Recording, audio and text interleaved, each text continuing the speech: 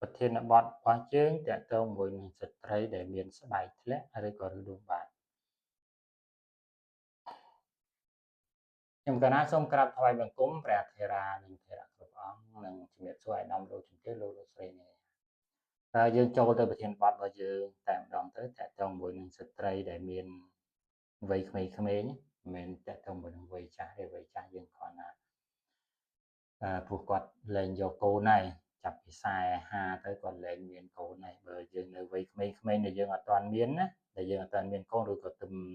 ជួនកាលមានជួនកាលតាក់ទងជាមួយនឹង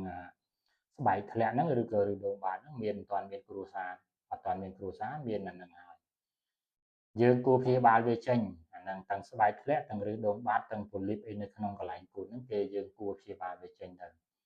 ពីពុទ្ធស្ត្រីភាគរយសឹងថា85%កំឡុងដែលយើងមានផ្ទៃពោះត្រីមាសទី2ទី3តែតងត្រីមាសទី2ទី3ដែលវាធ្វើឲ្យសម្ពាធកូននឹងរុញធ្លាក់ទៅខាងក្រោមហ្នឹងហើយយើងអនាម័យអីវាអត់សូវបានដល់វាអាចធ្វើឲ្យអាស្បែកធ្លាក់ហ្នឹងហើមឈឺប៉ោងមកស្បែកធ្លាក់ក៏ឈឺឬដងបាតហ្នឹងក៏អាចឈឺដែរអាពួកពូលីបអីទូចនៅដុះនៅតាមទ្វារលីមុនហ្នឹងក៏វាអាចឈឺដែរដោយសារតាក់ទងមួយហ្នឹងស្ត្រីដែលពោពោះហ្នឹងគឺមានបញ្ហាអាចតាក់ទងមួយនឹងអនាម័យអាចតាក់ទងមួយនឹងកូនដែលមានសម្ពាធធំទៅវាជាសកត់ទៅលើខាងសរសៃឈាមនៅបាតហ្នឹងណាឬក៏វាសូតទូចនៅក្បែរនៅជុំវិញនៅលើស្បែកធ្លាក់នៅលើឬដងបាតហ្នឹងវាអាចធ្វើឲ្យហើមឈឺអាហ្នឹងយើងជិះមិនផុតទេប៉ុន្តែបើយើងជួយបានយើងព្យាបាលវាមុនទៅមុននឹងយើងយកសម្រេចចិត្តយកកូនដោយសារភាគរយច្រើននៅក្នុងត្រីមាសទីជួនកាលនៅចុងត្រីមាសទី3អត់ចិត្តឆ្លងទលេក៏អាចធ្វើឲ្យហើមឈឺដែរ